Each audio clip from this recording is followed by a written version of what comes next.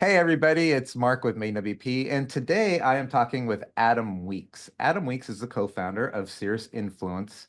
Adam and I have an interesting origin story, and then we'll get into Adam's origin story with Cirrus Influence, and then we're going to talk about branding and exposure within the WordPress community and all of that. So, welcome, Adam. Thank you so much for doing this.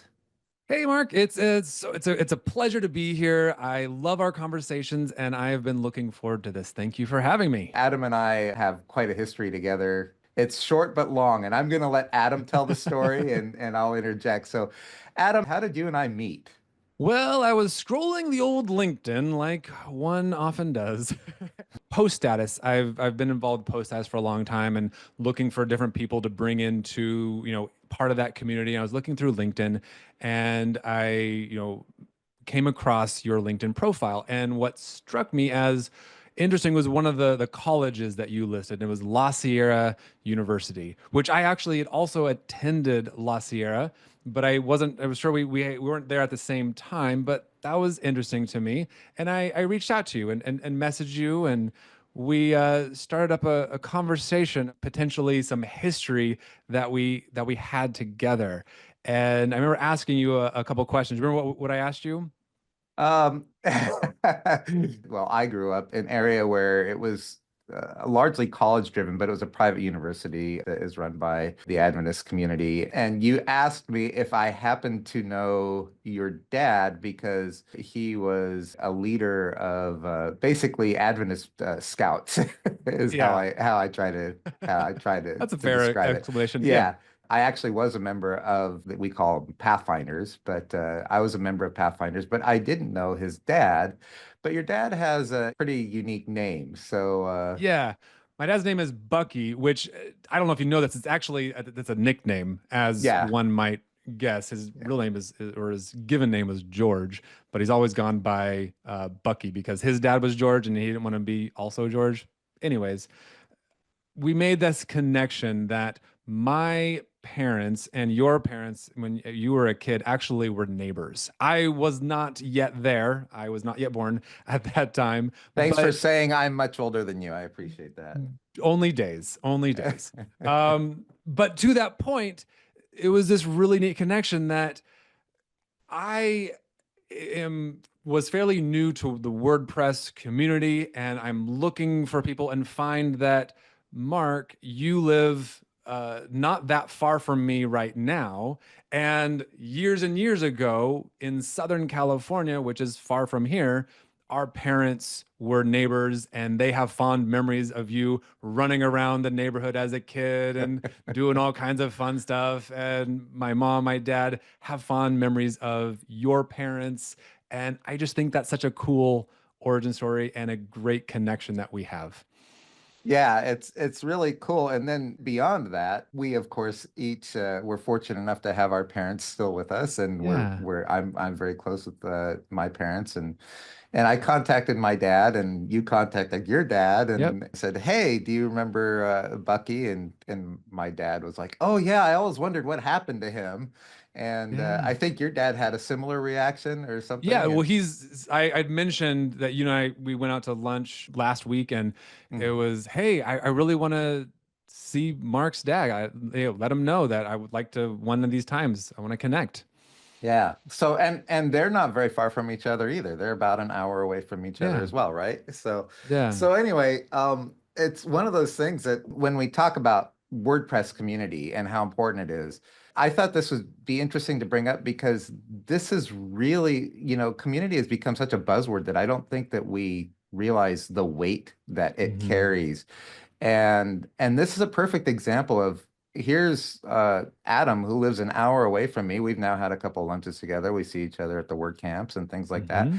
We would have never come into contact again, and it would have just been somebody that our parents had fond memories of. Right. That's just in history, and here we are in the same community, building it together and in our own ways. I wanted to bring it up just to show how why this community is so valuable. And Yeah, it's good stuff. And my encouragement is to be curious. If you see someone has put something on their social media and that strikes a chord, lean into that, find out, hey, what's going on? How do we have this connection?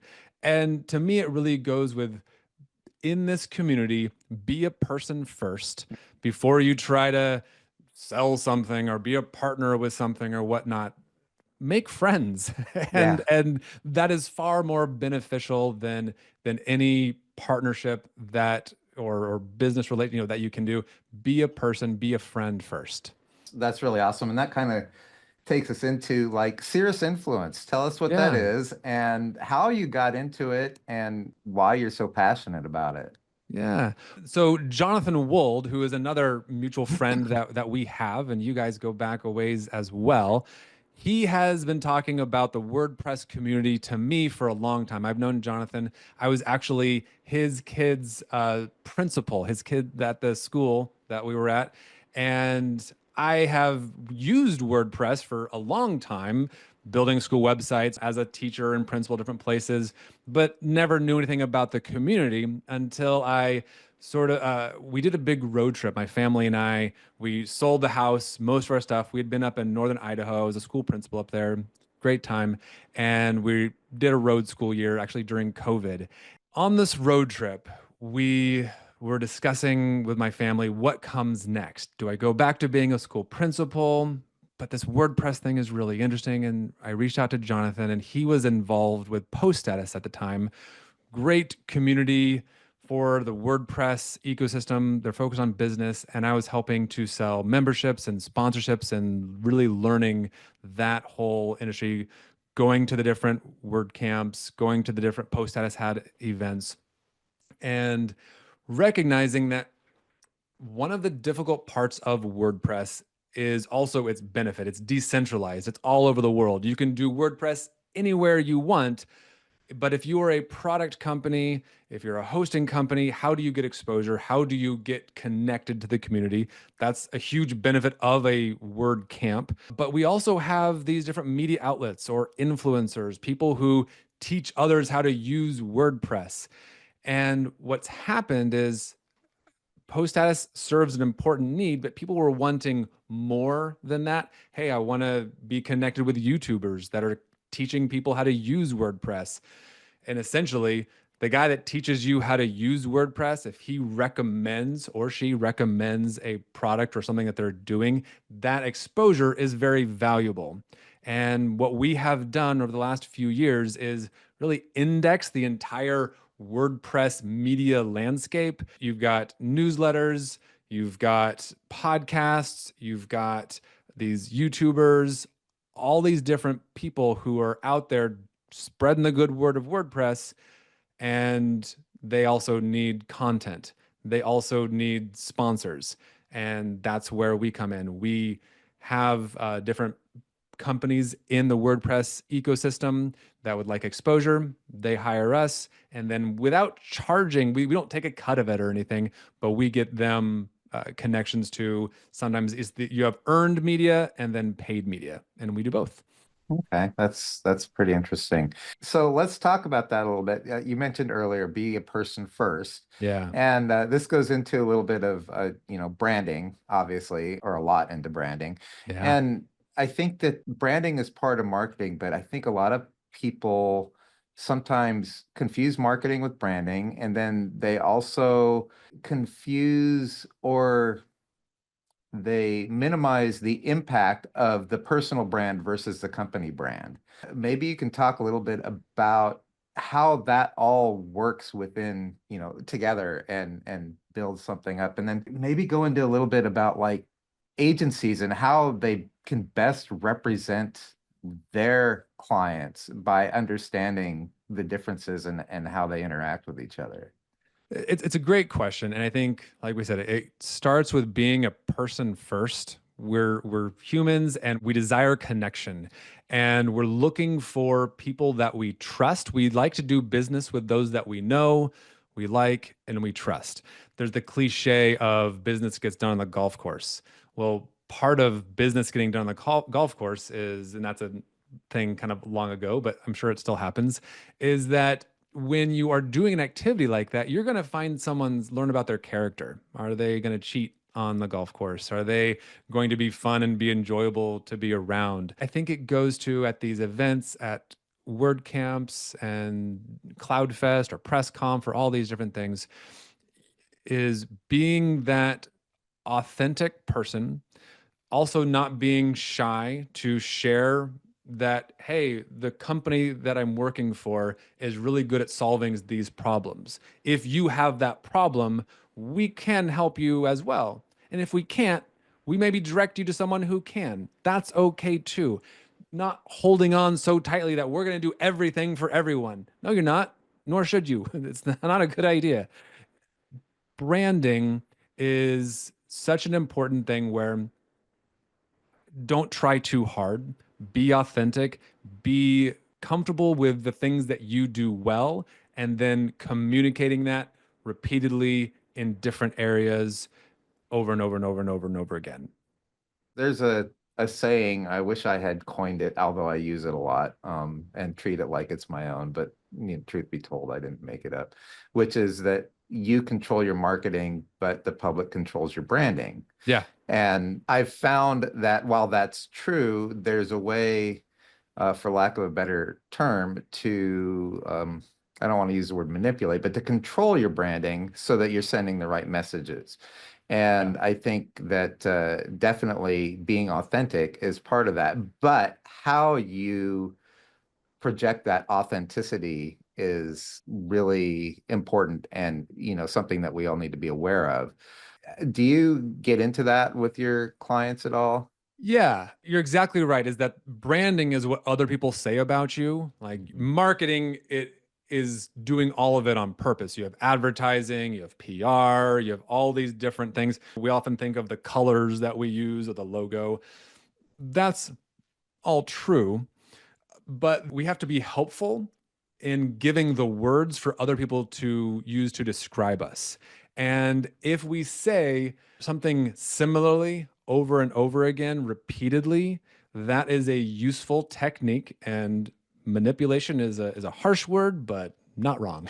Well, uh, it doesn't, I think that it has a negative connotation, but it is not necessarily a negative. It doesn't have to be a negative word. Exactly. When someone is describing something else, that how you talk about yourself is likely going to be how they also talk about you. And if you are a fine, some type of high-end retail, you make these, purses or something, Chanel, these, crazy high-end brands, people talk about those brands in similar ways to how they talk about themselves. And so if you make a watch that costs $20,000 and but you're using language like a cowboy, like okay, well those don't quite match. Like you speak to the level that you want to be spoken about. And so yes, we do get into that with our clients. Consistency is key. Don't try to be something that you're not. And at the end of the day, people want to know that they can trust you. And what gets difficult is when there's a disconnect. Like, all right, those two things don't match. And we lean into that. It becomes unsustainable, is what you're Sure. saying. Is if you say, okay, this is what I want my brand to be, but it's not a direct reflection of me, you can only put that out for so long before people start calling you on your BS, for Yeah. lack of a better term. Would you say that your personal brand is something you predetermine? For instance, I can say personally, I'm this, and this, and I only want this, and this of my personal life to be part of my professional Yeah. brand, right?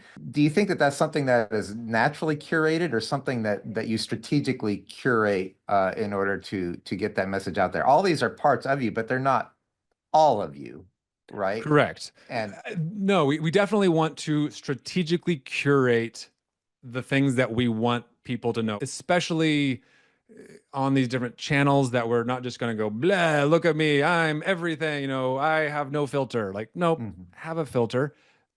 Be intentional about what you say. You do have a professional obligation to be professional. We all wear different hats. And to my kids, I'm the dad. To my wife, I'm a husband. To my parents, I'm their kid. Same thing goes for business, is that when you are out there and you're going to be doing a public conversation, you're going to be on the stage at a WordCamp or a CloudFest or something, yes, be yourself, be authentic. It is an opportunity to hopefully be your best self. You're doing so in such a way where there are areas that you are the expert. Katie Keith does this really well. She's for Barn 2 plugins. And when she puts on social media on Twitter, X, or whatever it is, she will ask good questions about things that she is honestly curious about. She's asking that question, and I don't suddenly, oh, well, Katie Keith doesn't know what she's talking about. She is transparent in that in this area, she has questions, but in these other areas, she is an expert and she raises her influence by being vulnerable, by asking a good question publicly, and also being confident that she also knows what she's talking about in these other areas. And I think that is that curation, is thinking that through, knowing what hat you're wearing, who are you representing, and still maintaining authenticity. Yeah, but there's also a certain intangible to that, right? For Yeah. instance, Katie Keith, who everybody knows, and if you don't, look her up, follow her on Twitter and all the things, because she is very well respected within the industry, runs her own podcast, and asks a lot of questions. But what's interesting is if other people ask those same questions, people would react differently. And so that's kind of like an intangible. And how do you manage those intangibles? How does it work for one person and yet not another? What do you think is the secret sauce there? Practice. I think that doing it over time and having a curiosity is very helpful. Back to our relationship, I was curious about something and I could have seen on your LinkedIn that La Sierra and like, oh, interesting. But no, I'm going to be curious and then I'm going to follow up with action. And you get better at that over time. Katie would admit that herself, that she probably started out not being perfect at finding this balance and always being willing to grow. I think it's the more you do it, the better at it you get. And the reason you get better at it is having a curiosity and, hey, I'm going to try this. I'm going to see what happens. And yeah, it's cliche as it is with Nike, but just do it. Go out and try it and get better at it over time. That's true. I also think that people can sniff out genuine Yeah. curiosity versus, kind of back to that word, manipulated curiosity or whatever. I think some people are naturally curious, and you see that, and you see that, hey, this person is just being truly human, which is Mhm. goes back to your be the person first and then go from there. Do you think that sometimes people go a little too far with being the person first, even though they may be fairly successful professionally? Yeah, I mean, there's moderation in everything. I think, I think that that is probably a guiding principle is moderation. Yes, people can go too far. Yeah. Okay. So having said that, would you call yourself not necessarily a PR firm, but you do handle PR? Correct. In some areas, people call PR people handlers or whatever you want to call Mhm. them. Do you do a lot of that? More and more, we are doing more of that in this industry of like reviews. Like that's an interesting one. What happens when somebody gives your company a bad review? How do you handle that? And we've been talking more about that. How do I, as a consumer, know who to trust? And all right, you've got these review sites, Google, all the different, Facebook, different places for reviews. And as a company, how do you handle a bad review? I'm curious, Mark, if you have thoughts, what would you suggest someone does about a bad review? Have you seen that handled well?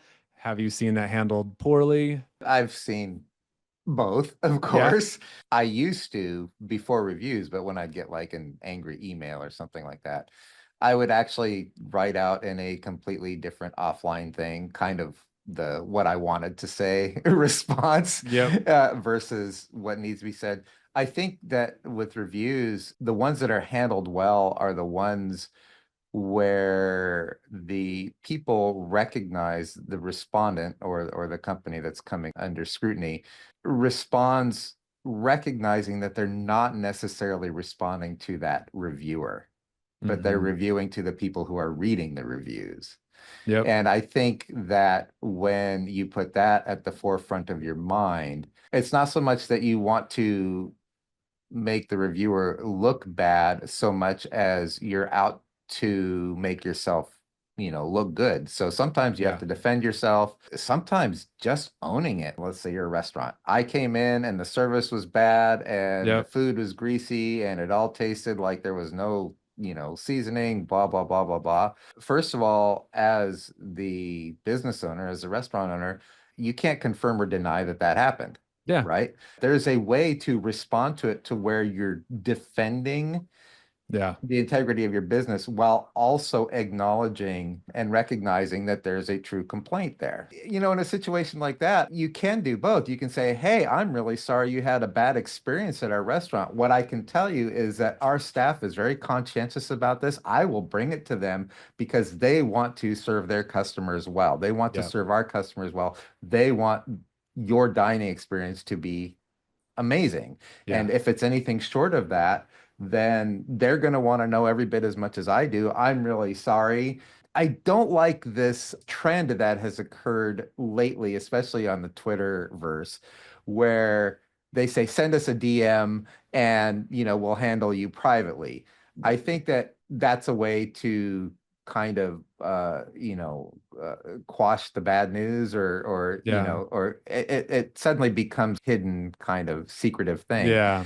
But on the other hand, I might say, please come in and we'll give you a free meal, but I might not Right. want to do that publicly. For everyone. So, right, yeah. So there's kind of a balancing act there, but there is a way to address all of it Yeah. and, without throwing your team, because in my opinion, whenever you throw your team under the bus, that just makes you look bad That doesn't too. go well. Yeah.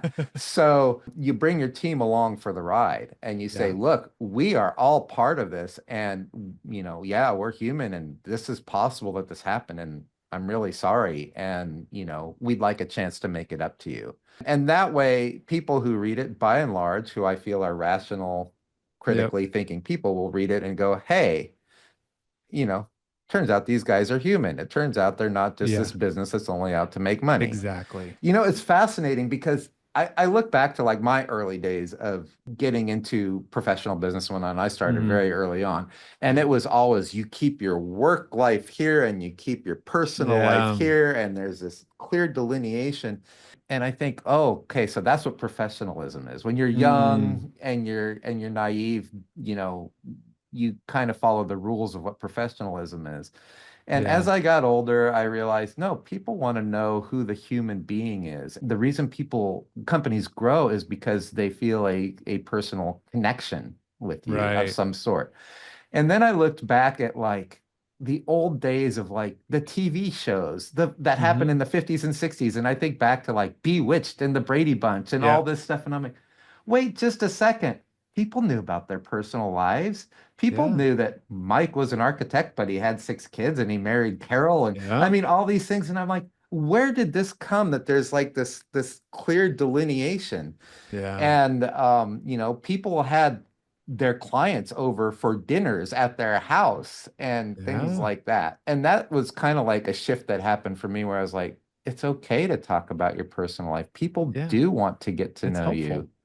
And I can tell you, at MainWP, we work really hard. And when I was at Server Press, it was the same thing. We worked really hard. We had, hundreds of thousands of people who used our product, and yet we worked really hard at trying to maintain some level of personal connection Yeah. with anyone who wanted it, or and showing this human side of us because that's what people want. And then they are more forgiving when you make a mistake. Right. They're not as likely to say, you know what, screw it, I'm done with you. Right. So now that I've given you my Yeah. No, 10 minute it's like diatribe, I'm kind of curious, about your thoughts on it. no, I think you're exactly right. I think this we do ourselves a disservice, our companies a disservice when like they are the customer service people and they are this people. Everybody in the company is customer service. Right. And And because sales for that and matter. sales and Yeah. all of that. Yeah. You did a bad thing or a review, and someone says, "Hey, you treated me wrong. Like this was not right," and they air it publicly or private or wherever it is. When a bad thing happens, what you do next is most important. That's the thing. Every business is going to experience bad things happening. What you do next, are you going to ignore it? And I love this analogy when it comes to customer service. And it's a story about some people that went to like a smoothie shop. And they go to a smoothie shop and they order their mango a go-go, whatever giant smoothie. And the lady, she goes and she gets her smoothie, starts drinking it, and she notices something metallic in the clear cup. And she sees that, what is this? And she moves it around. She gets a spoon, digs it out, and it's of the from the blender. It's one of the blades. So she's got a blade, a sharp blade in her smoothie, and she's just taken aback, and she's not sure how she feels about this yet, but it's a big deal. She goes up to the cash register and said, I found a blade in my smoothie. And this is the point that the customer is knows something bad has happened, is upset, and then the business is now has an opportunity to interact with this. A bad thing happened. A blade is in the smoothie. In this situation, you've got a coin. I like to think I visualize a coin. It's either the end of the world side or it's not that big of a deal side. So you can pick. When someone comes, you're going to pick the it's the end of the world or it's not that big a deal. And I can guarantee you almost always whatever side you pick, they will pick the other side.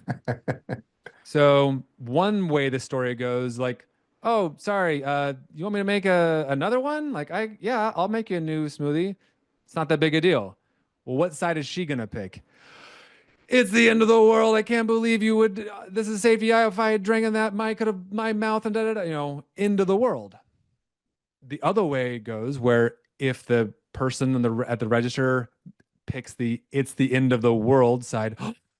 I'm so sorry. I can't believe that. We're going to shut down all of the blenders. We're going to inspect every single one of those and we're going to make sure this never happens again. And I'm embarrassed. I'm so sorry. Here is 10 free smoothies. We value you and we're going to make sure this never happens again. Oh, yeah, okay. That's not that big a deal. Thank you. Reviews are the same way. If you diminish that person's experience and you say, it's not that big a deal, that's not going to help. It's going to be a bigger deal. And people are going to watch this interaction. If you do take it's the end of the world, I'm so sorry your WordPress product, I'm so sorry your WordPress, whatever it is, you have this experience. We want to make it up to you. This is a big deal to us. It's the end of the world that you would have had a bad experience with our product or our service. And like, oh, wow, like they really take this seriously. Like they really care about what we do. Now, all that comes with the caveats. If someone is someone trolling you, is it true? Is it Right. authentic? And you Right. have to have a filter. But to that end, bad things are going to happen. What you do next is most important. And if you diminish that other person's experience, they are going to maximize their frustration and likely share it with lots and lots of people. But it's hard to do. Yeah. Yeah, and by the way, this is fantastic relationship advice too. Yeah. It supersedes. Yeah. Yeah. I've got to remember that when Gina says there's a crumb on the counter, it's the Yeah. end of the world instead of, what do you mean? As well, we have this like, Isn't? and this is me like, everything is fine. It's no Yeah. big deal. Like I have diminished that other Right. person's Right. Yeah. experience. It really is. And yeah, It really is about acknowledgement, right? Like yeah. acknowledging their point of view. What do you do if the person is being completely irrational. Like, let's say you get this email or a review where they just come in and they're just being unreasonable, irrational, using four-letter words every other word. Yeah. Do you let that just go, or do you just kind of like, I know you don't say calm down, Yeah. but Calm down, because that'll yeah, help. yeah, yeah. So there's a few things there. It's important when you get someone who is super angry at you is to take a little of a pulse check, maybe ask someone else separately side and find like, did I really do something bad? Is this really like, yeah, I'm the jerk. Yep, I'm the one that messed up. Or no, like we've gone above and beyond. We've done everything we can. And at that point, you know it's not about you, it's about them. They woke up on the wrong side of the bed. They had an argument with their spouse. They had something, and you are the one that they're taking it out on. And it wasn't your fault. That's an important kind of getting a pulse check. What's actually happening here? Are we really at fault, or is this more about them having a bad day? Especially if it's about them having a bad day, you need to have boundaries. Have boundaries to make sure that, yeah, we're not going to just be this rug that you're going to walk all over us. Have boundaries. Do you feel it's important to try and have a conversation? And this goes with, yeah, relationship advice and all of this, finding out where they're at, depending on the situation and if it's in person or if it's on email, the way we communicate. And I've got a whole thing about I have this thing called a communication matrix, how to know when you use text, when to use audio, when to use photo, video. There's different ways, different modalities for different purposes. But essentially, you find out, did you actually do something that was bad, or is it more about them? And if you need to keep the conversation started, keep the conversation going. Starting out with an apology is almost never a bad idea. And the reason why I say that is even if you feel that you are in the right, no matter what the interaction was, there's probably a better way that you could have handled that. Our conversation here right now, I'm sure there's better ways that I could have communicated what I have to communicate. Oh yeah, I could have handled that a little bit better. I could have communicated that better. And then maybe you can get the conversation going. But first, take a pulse check. What is this? What is this really about? Yeah, it's interesting you bring up the apologize first. I did a presentation years ago, which was actually a case study of a customer that had emailed me on a Sunday because their sites were down. And I was literally my parents were visiting and we were in Toys R Us on a Sunday and it was my kid's birthday and we were buying them, So I'm fuming and I started out with an apology. Yeah, Even though I knew that this issue was not our fault. yeah, But I agree by starting out with an apology, but it's also the type of apology, right? It's yeah. not just like, I'm sorry that we did this, because then you're taking ownership of something that you Which didn't do. may not do. Yeah, Right. And I was certain in this particular case, his premise was off to begin with. yeah. Okay. And so I started out with, I'm sorry that you're experiencing this, Exactly. instead Yep. of, I'm sorry that we did this to you. Yeah. And then while I addressed a little bit of the issue with him, it was more a matter of trying to bring him on board as a teammate to Mm, solve the problem. yeah. Because I knew that this was something that he or his team had done, Yeah. but he didn't have the right amount of knowledge to realize Mm, that it yeah. was something that they had done. So my goal was to, hey, let's solve this together. I'll Yep. bring in whoever I need to bring in order to work through this. And in the Yeah. meantime, without saying it outright, I'm going to educate you so that you can Yeah. come to this conclusion on your own rather than being in his face about it or Right. anything like that. And this was all done via text. And it's interesting that you said you've got like this matrix that says when should you do text or whatever. Yeah. And the premise of my presentation was really more along the lines of learn how to read in between the lines of the Yeah. text. So where is this anger coming from? Is it Yep. truly anger at you? Is it anger because he's fearful because he's got clients that are yelling at him? Hmm. So it's understanding all the nuances of that. And then when you handle that and look at that from a more clinical point of view, it Hmm. becomes less personal and you become Yeah. less angry. And I felt myself as I was working through where is this coming from and looking at it from his point of view, I felt myself de-escalating myself Hmm. and being able to handle it in a far more sensible manner. And by the end of it, he did conclude that it was his fault. Yeah. And he was extremely apologetic.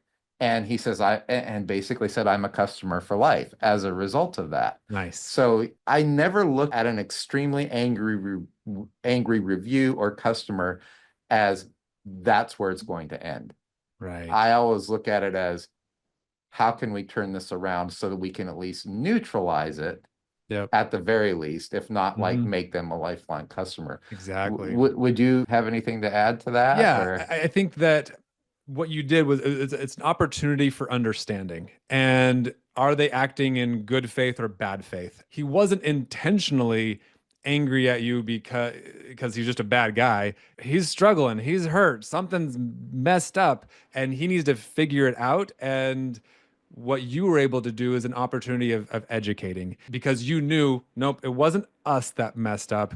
Somewhere in the communication, something happened, and here's an opportunity for us to, like you did, make a lifetime customer. Doing so through text is hard.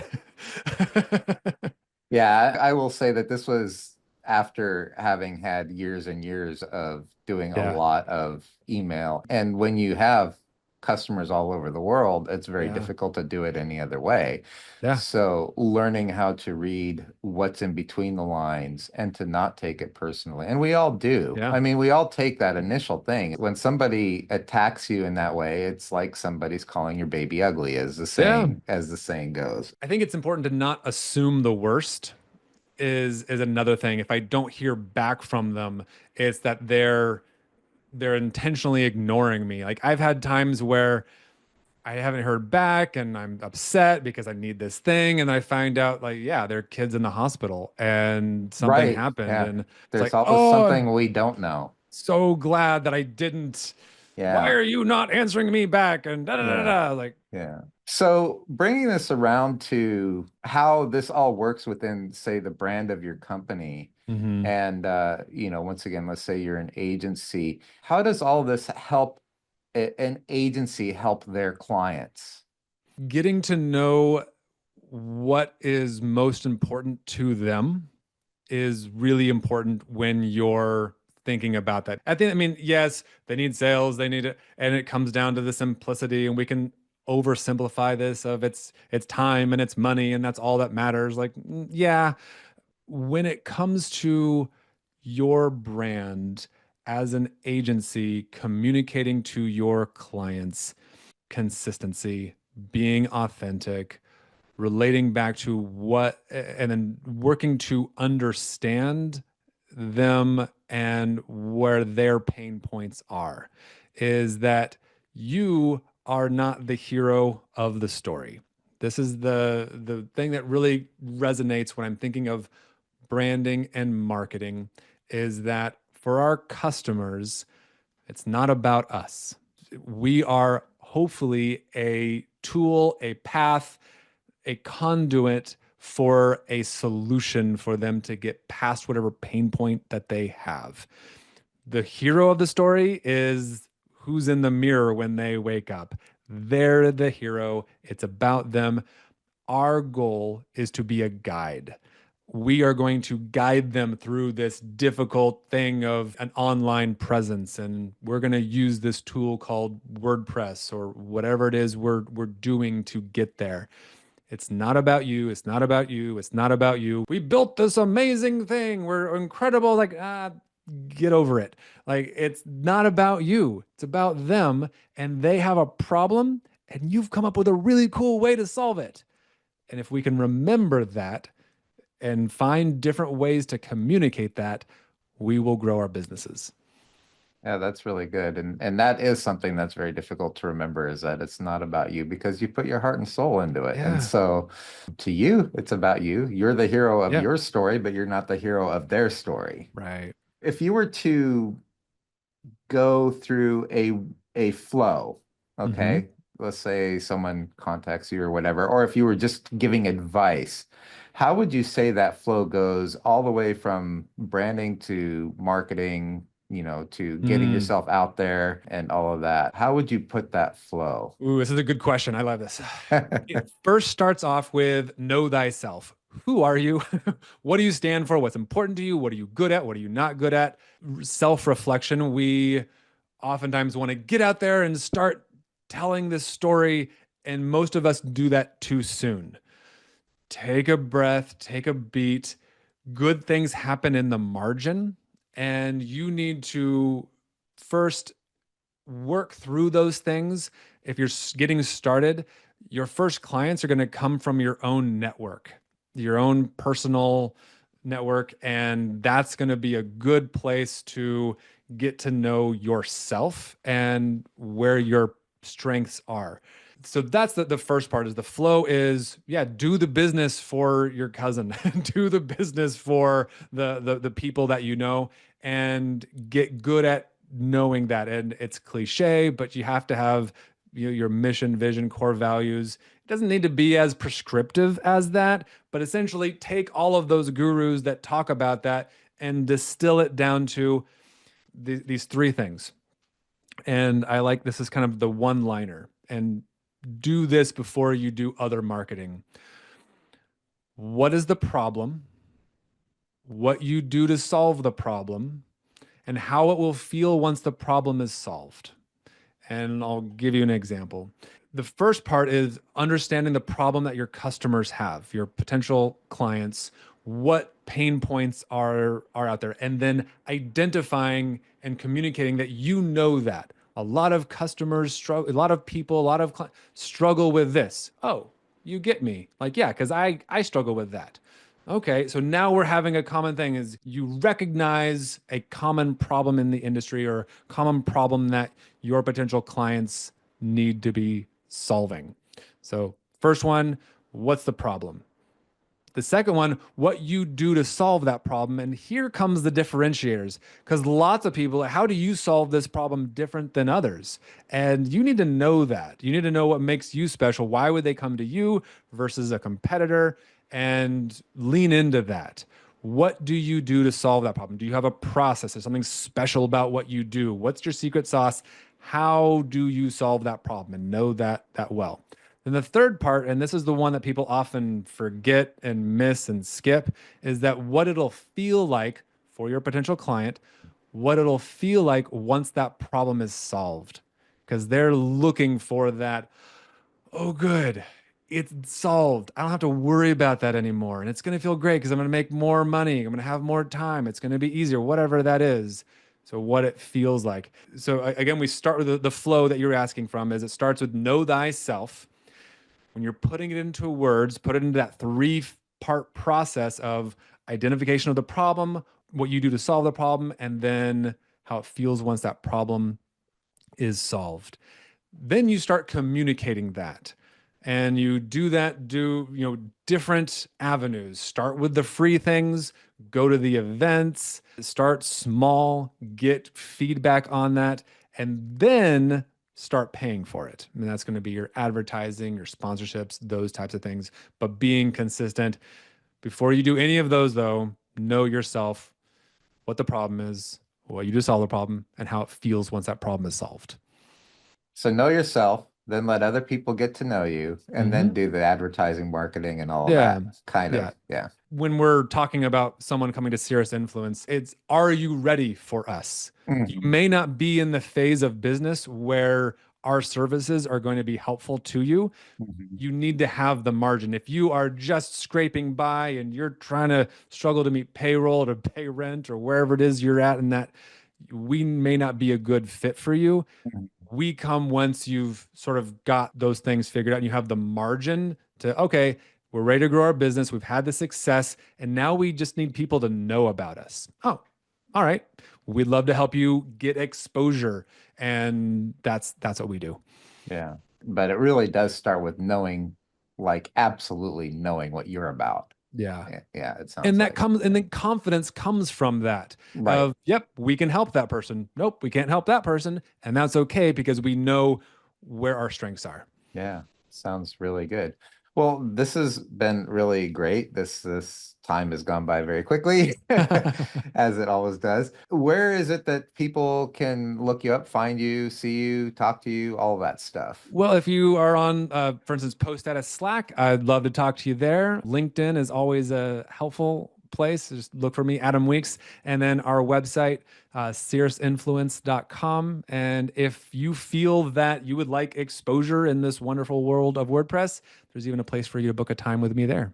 All right, fantastic. Thank you very much, Adam. If there's anything else you want to add, I appreciate our friendship. I'm looking forward to spending more time with you. You've got an incredible wealth of knowledge, and again, it goes back to being a friend. And I'm so glad that you are my friend here in this crazy world of WordPress.